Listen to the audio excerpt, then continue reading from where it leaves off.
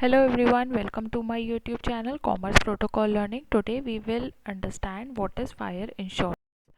So the topics to be covered in this video are meaning of fire insurance, features of fire insurance policy, conditions for claim for loss by fire, elements of fire insurance contract. Now let us understand what is fire insurance. Okay, so आपका यहाँ पे first term है insured और insurer. Okay, तो पहली बात अगर हम फायर इंश्योरेंस के केस में देखें, फॉर एग्जांपल एक कंपनी ए है. ओके, राम ओन कर रहा है, राम ओन कर रहा है एक कंपनी ए. ठीक है, और उस वो क्या है, एक स्टील कंपनी है. कैसी कंपनी है? स्टील कंपनी है. उसके लिए क्या किया, राम ने इंश्योरेंस लिया. किससे इंश्योरेंस लिया? इंश्योरेंस कंपनी से लिया. ओके, इंश्योरेंस कंपनी से इंश्योरेंस लिया. तो ये जो कंपनी होगी उसे हम बोलते हैं इंश्योरर, और जो राम होगा जिसने क्या लिया है, इंश्योरेंस लिया है, उसे क्या बोलेंगे हम? इंश्योर्ड. ओके, तो यहाँ पे हमारा राम क्या है? इंश्योर्ड. राम क्या है? इंश्योर्ड. अब राम क्या होगा, वो प्रीमियम पे करेगा कंपनी को. प्रीमियम क्या है? प्रीमियम एक स्मॉल अमाउंट होता है. स्मॉल अमाउंट या जितना भी डिसाइडेड अमाउंट होता है वो इंश्योर्ड यानी राम पे करेगा हर साल या मंथली या क्वार्टरली, जैसा भी डिसाइडेड होगा. फॉर एग्जांपल 50,000 डिसाइडेड है. Okay, as a amount of premium annually. तो राम क्या होगा, हर साल 50,000 किसको पे करेगा? इंश्योरेंस कंपनी को. तो अगर आग लगती है तो क्या होगा, पूरा का पूरा आग का जितना भी कॉम्पेंसेशन होगा, फायर का जितना भी कॉम्पेंसेशन होगा, वो क्या करेगी? इंश्योरेंस कंपनी पे करेगी इंश्योर्ड को. ठीक है, फॉर एग्जांपल फायर के बाद लॉस हो गया 4 CR का. ओके, तो ये 4 CR का लॉस कौन बियर करेगी? पूरा का पूरा इंश्योरेंस कंपनी बियर करेगी. ओके, अदरवाइज राम क्या देगा, इस इंश्योरेंस रिस्क को लेने के लिए एवरी ईयर 50,000 पे करेगा. उस अमाउंट को जो राम पे कर रहा है, इंश्योरर पे कर रहा है एवरी ईयर, उसे कहते हैं प्रीमियम. और जो अमाउंट लॉस का रिकवरी करने के लिए वो अमाउंट जो इंश्योरर पे करता है उसे बोलते हैं हम sum assured. Okay, now features of fire insurance policy. सबसे पहली बात, ये यूजुअली 1 साल की होती है, 1 साल से ज़्यादा की नहीं होती. ओके, यह आप सबको याद रखना है.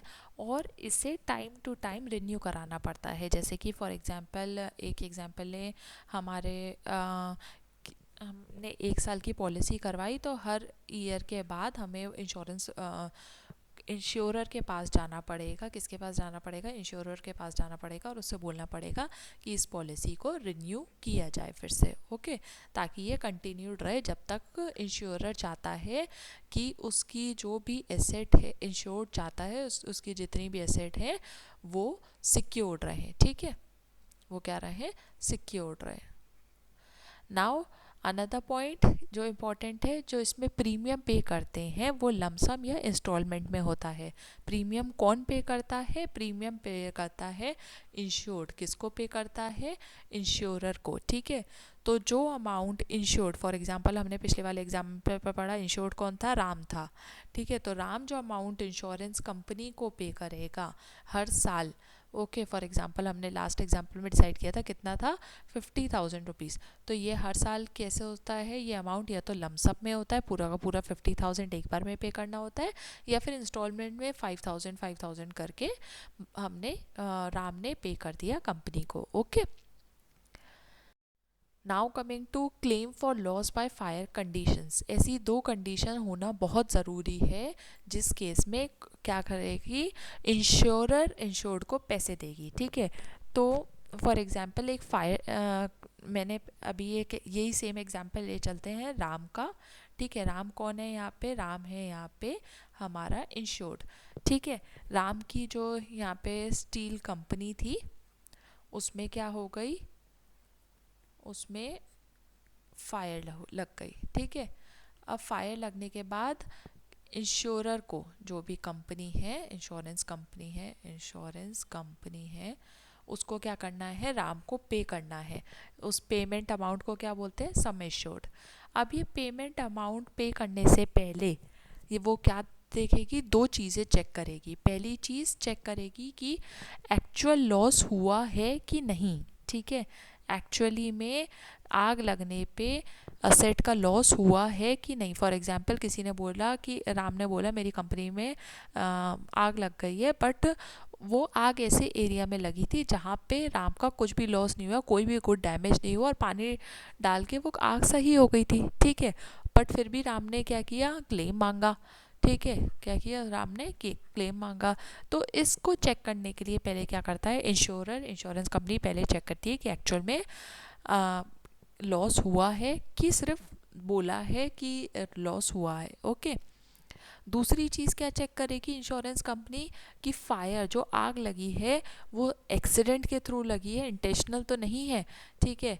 बहुत सारी कंपनीज ऐसी होती हैं, वो क्या करती हैं, फॉर एग्जांपल यहाँ पे हम इसी का एग्जांपल ले, राम का एग्जांपल ले, तो राम की जो स्टील फैक्ट्री थी, स्टील कंपनी थी, वहाँ पे क्या हो रहा था, लॉस हो रहा था बहुत टाइम से, और उसने अपनी ही स्टील फैक्ट्री में जानबूझ के क्या कर दी, आग लगा दी, ठीक है। आग लगा के इंश्योरेंस कंपनी को बोला कि मुझे तो अमाउंट पे कीजिए, मेरा सारा लॉस का अमाउंट आप पे कीजिए, और ऐसा कुछ हो गया है, ठीक है। तो इंश्योरेंस कंपनी की पूरी पूरी रिस्पॉन्सिबिलिटी है कि वो जाके पूरी चेकिंग करे, और चेकिंग के थ्रू पता लगाए कि ये लॉस सच में किसी एक्सीडेंट की वजह से हुआ है, या फिर राम ने जानबूझ के आग लगा दी थी जिसकी वजह वो क्लेम पाने के लिए, सम एश्योर्ड लेने के लिए, ठीक है।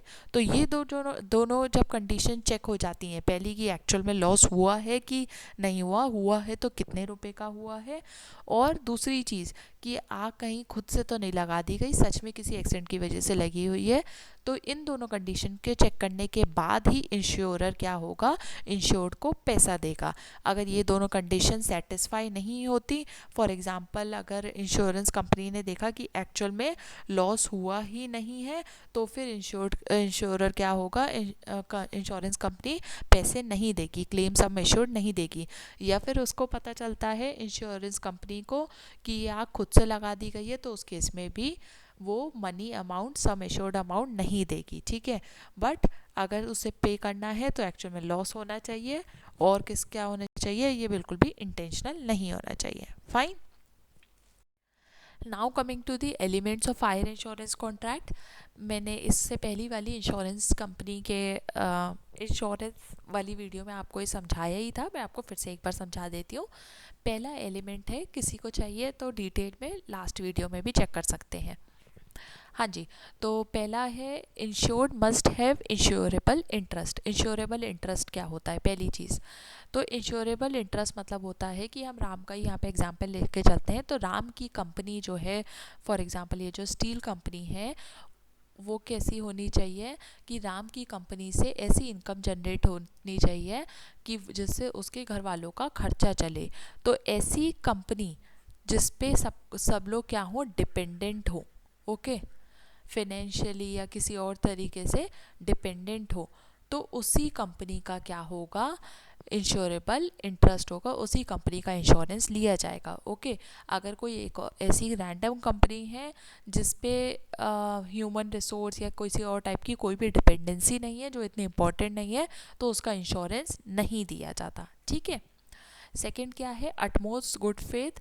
मैंने कल आपको इसका बहुत अप्रोप्रिएट एग्जाम्पल दिया था। सबसे पहले क्या होता है इसका एग्जाम्पल सबसे अच्छा, फॉर एग्जाम्पल राम की कंपनी जो स्टील कंपनी है, वहाँ पे कुछ पॉइजनस केमिकल यूज़ होते हैं, ठीक है, पॉइजनस केमिकल यूज़ होते हैं, और राम को क्या, अब राम की क्या मेन क्या होना चाहिए, राम को अपनी सारी कंडीशंस को डिस्क्लोज करना चाहिए कि यहाँ पे जो केमिकल्स यूज़ हो रहे हैं वो हाईली क्या है, एक्सप्लोसिव है, उनमें बहुत सारी चांसेस हैं कि वो उनमें आग लग जाए। तो ये सारी कंडीशन सच बता के पहले से ही डिस्क्लोज करने को बोलते हैं अटमोस्ट गुड फेथ, ठीक है। नेक्स्ट आपका आता है एलिमेंट, आता है आइडेमिनिटी, ओके। आइडेमिनिटी क्या होता है कि फॉर एग्जांपल राम की कंपनी में आग लगी और उसका लॉस हुआ 8 CR का, तो आपकी इंश्योरेंस कंपनी क्या करे, पूरा का पूरा अमाउंट सम एश्योर्ड कितने 8 CR का ही पूरा पे करे और इंश्योर्ड को, राम को सेम पोजीशन में लेके आए जैसे वो पहले था, जैसे उसकी कंपनी पहले थी वैसे की वैसी सेम पोजीशन में उस कंपनी को लेके आए। ऐसा नहीं होगा कि अगर 8 CR का लॉस हुआ है तो कंपनी 7 CR का सम एश्योर्ड है, नहीं, कंपनी को पूरा का पूरा 8 CR का सम एश्योर्ड देना ही होगा। ओके, नेक्स्ट आपकी कंडीशन आती है प्रॉक्सिमेट कॉज। ओके, तो प्रॉक्सिमेट कॉज क्या होता है, फॉर एग्जांपल यहाँ पे राम ने बता दिया था कि मेरी कंपनी में क्या होता है, केमिकल्स यूज़ होते हैं जिससे एक्सप्लोजन हो सकता है।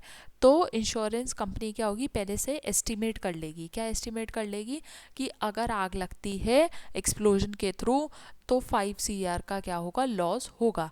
तो इस एस्टिमेशन को कि पहले से जो हम इंश्योरेंस कंपनी एस्टिमेट कर लेती है कि कितने का लॉस होगा, उसे बोलते हैं प्रॉक्सिमेट कॉज। और क्या क्या रीजंस हो सकते हैं, ओके यहाँ पे जैसे राम ने बता दिया कि केमिकल्स यूज़ होते हैं, ये एक रीज़न हो सकता है आग का।